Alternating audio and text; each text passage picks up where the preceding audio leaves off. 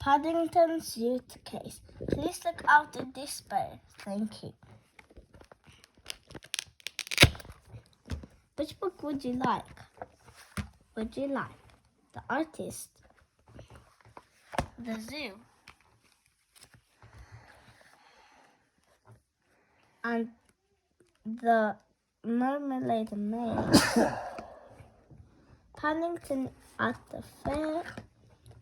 Paddington minds the house. Paddington at play.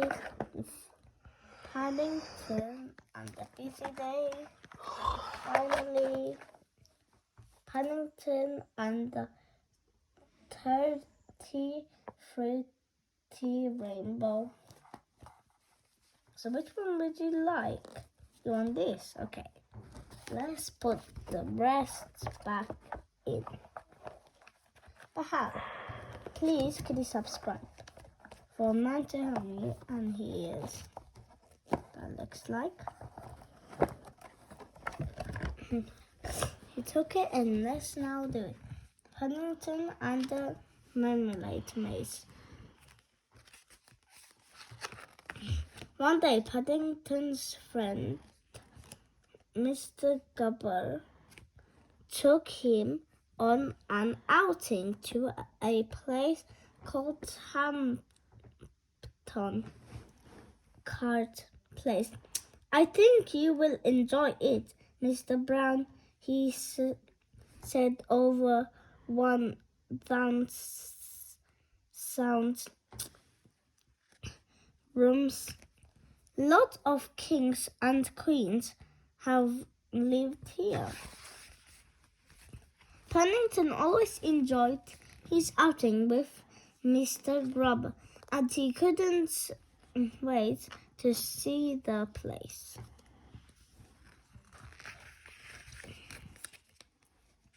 As they made their way through an arch, Mr. Gubber pointed to a large clock. That's a very special clock, he said. It not only shows the time, it tells you what month it is.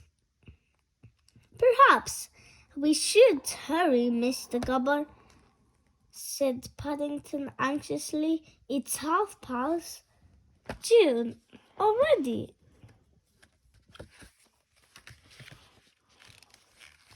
They hadn't been inside the place very long before they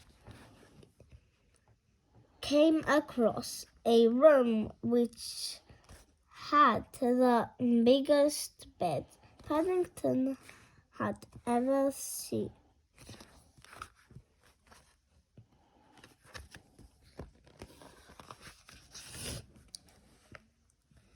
Mr. Gubber looked Paddington to see the kitchen next. In the old days, they used wood fires, he explained. That's why there is such a high killing. There was a lot of smoke. I hope they might have left some roll burns behind, said Paddington, licking his lips. Talking of buns, said Mr. Gubber, I think it's time we had our lunch. He led the way outside and they sat down together on the edge of a pool. As Paddington opened his suitcase, he anxiously dropped off one of his sandwiches into the water. It soon alive into goldfish. They must like marmalade.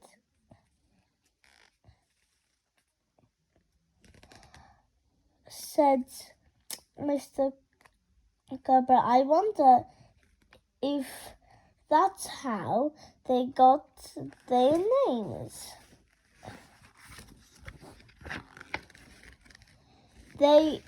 When they had finished their sandwiches, Mr. Grubber took Paddington to see where great fun. It's very famous, he said. Every year they pick 1,500 patches of grapes. Imagine that, Mr. Brown. I'm trying to, Mr. Cobber, said Paddington. I think I might plant a grape. Beep when I get back home. Mr. Cobber chuckled. I'm afraid you will have a long wait, Mr. Brown, he said. That vine is over 200 years old.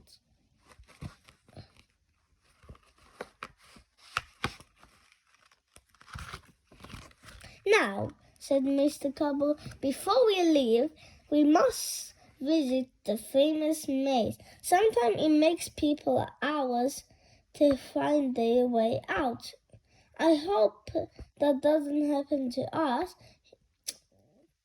said Paddington. My paws are getting tired. Perhaps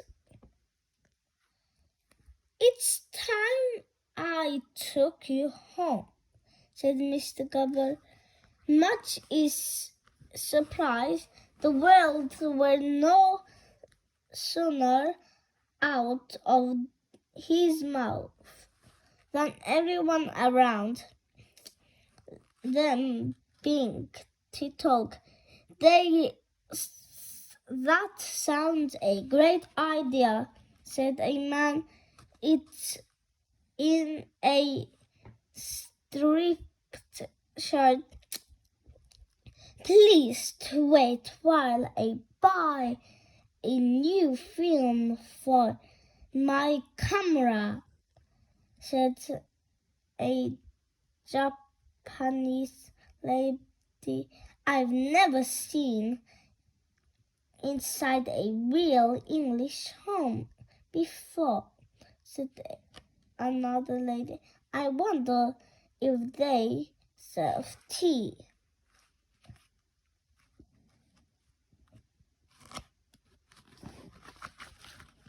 Oh dear, whispered Mr. Cobble. They must think one of the goodies. What should we do? Mr. Bird won't be very pleased if they all follow us home,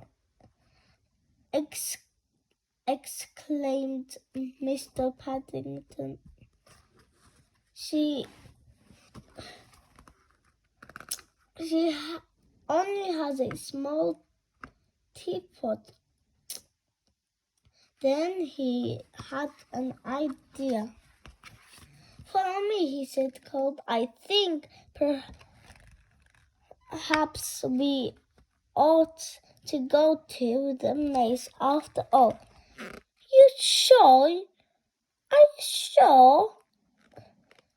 We are doing the right thing, gasped Mr. Gubber as he hurried on behind. Bears are good at mazes, said Paddington. You need to be in darkness, perhaps. The forests are very thick. And sure enough, before Mr. Gobble had time to say any more, Paddington led the way out, leaving everyone else inside. How never did you imagine to do that, Mr. Brown? gasped Mr. Gubber. Quickest visit I've ever seen, agreed the man in the ticket office.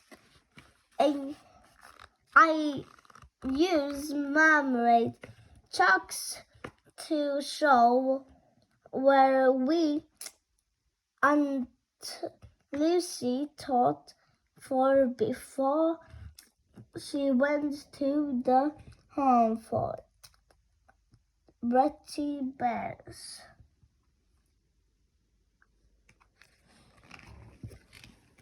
But I thought you had eaten all your sandwiches, said Mr. Gubber. I always keep a spare one under my hat in case I have an emergency, said Paddington. That's something else, Aunt Lucy.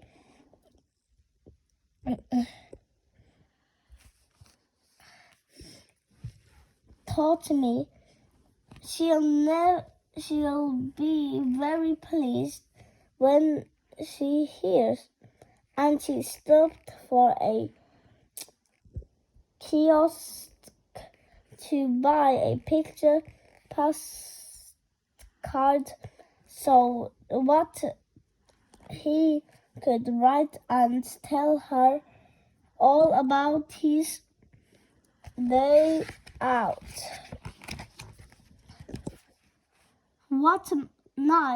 That night, when we went to bed as well, the postcards and a pen, Paddington took some raw amounts. I've got a lot of tell Aunt Lucy, and I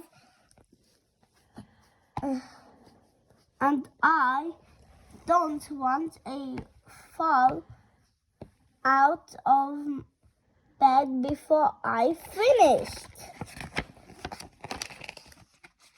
The end. Hope you enjoyed the book. Like for part 2.